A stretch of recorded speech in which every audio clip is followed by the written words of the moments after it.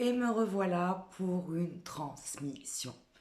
Euh, Ce qui va suivre est à prendre bien évidemment avec lucidité, avec discernement et ne prends que ce qui résonne surtout pour toi dans ce moment présent. Parce qu'aujourd'hui peut-être que certaines choses vont résonner, demain elles ne résonneront plus et vice-versa. Voilà. Donc là c'est vraiment un message pour le collectif en lien avec le monde dans lequel nous sommes et le monde qui s'amorce, le nouveau monde. Nous ne sommes pas à la fin du monde, nous sommes à la fin d'un monde. Et j'ai envie de dire que les symptômes sont là depuis une bonne dizaine d'années. Voilà, c'est ce que je ressens.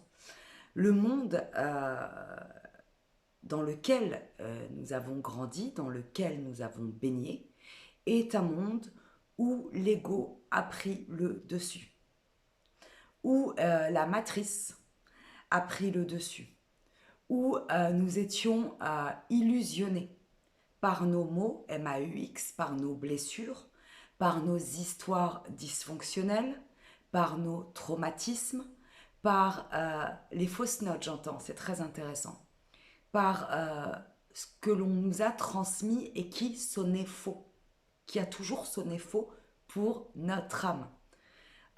Le monde que nous avons connu, le monde dans lequel nous avons grandi, est un monde où nous nous sommes fait berner, où le modernisme n'a été qu'une illusion pour nous soumettre, pour nous fragiliser, pour nous rendre addicts, pour nous faire passer à côté de l'essentiel,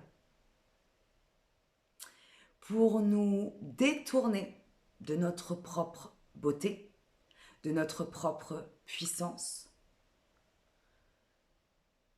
Voilà ce que je ressens, de notre propre valeur et de notre propre souveraineté.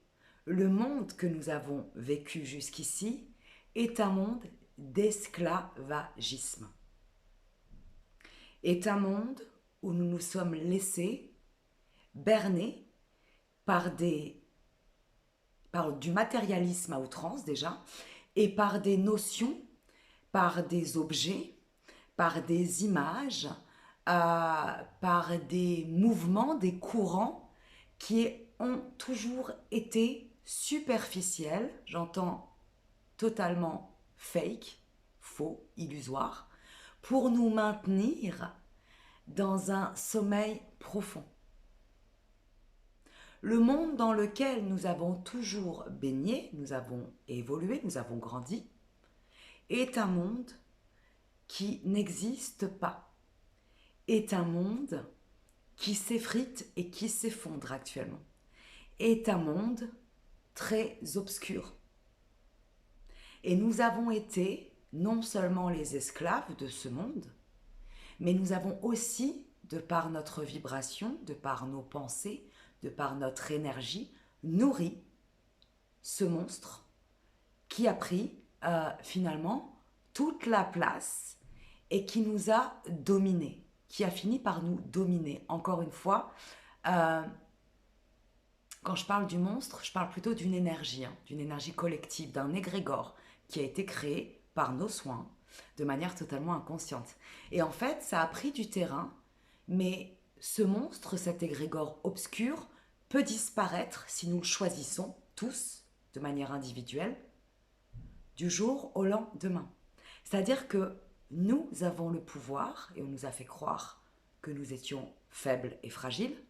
Nous sommes souverains de notre royaume, de notre histoire, de notre création dans la réalité.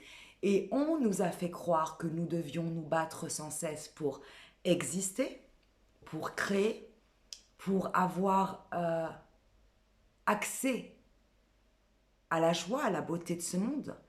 Euh, Tout ça, nous l'avons déjà en nous. Hein. On nous a fait croire qu'il fallait souffrir pour réussir. C'est totalement faux. On nous a fait croire que l'argent faisait le bonheur. C'est totalement faux. Même si il peut contribuer à nous permettre de vivre ce que l'on a envie de vivre dans l'expérience terrestre. Hein. Mais pas besoin d'argent finalement. Nous pouvons vivre tout ce que nous désirons sans un seul euro, si nous le souhaitons, si nous sommes assez conscients pour le vibrer. On nous a fait croire que la beauté était importante pour être acceptée, pour être valorisée, pour être aimée. C'est totalement faux. C'est quoi la beauté? La beauté, c'est une notion très superflue. La beauté, elle est vibratoire, elle est fréquentielle. C'est ce que nous dégageons avant, bien au-delà de ce que nous sommes physiquement en vrai. Hein.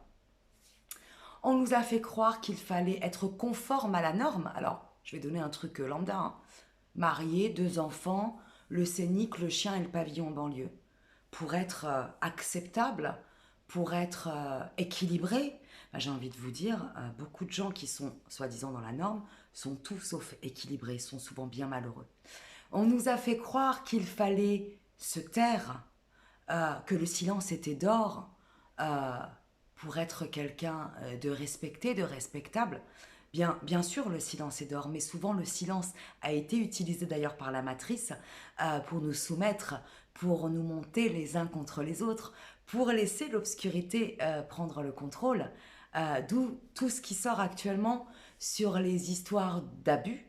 Je vais essayer de ne pas trop rentrer dans les détails, mais sur les histoires d'abus en lien avec les femmes, d'abus en lien avec les enfants et même d'abus en lien avec l'homme. Aussi bien le masculin que l'homme au sens le plus large du terme.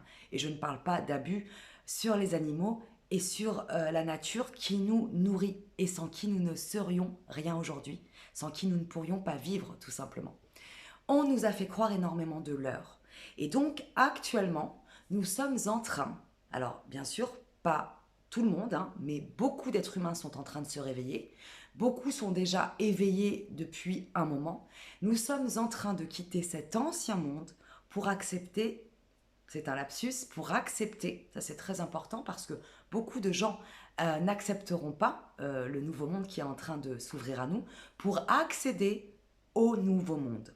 Donc il va y avoir énormément d'âmes, énormément de personnes qui ne vont pas accéder à ce nouveau monde pour différentes raisons.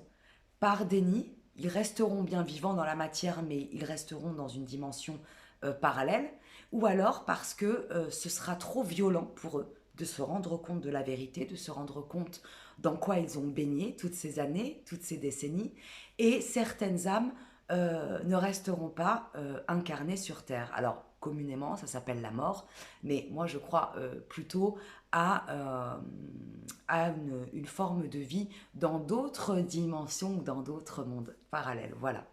Aujourd'hui, je vais m'arrêter simplement sur ce message-là. Nous sommes actuellement dans une période de bascule où ça n'est absolument pas la fin du monde, c'est la fin d'un monde pour accéder à un nouveau monde.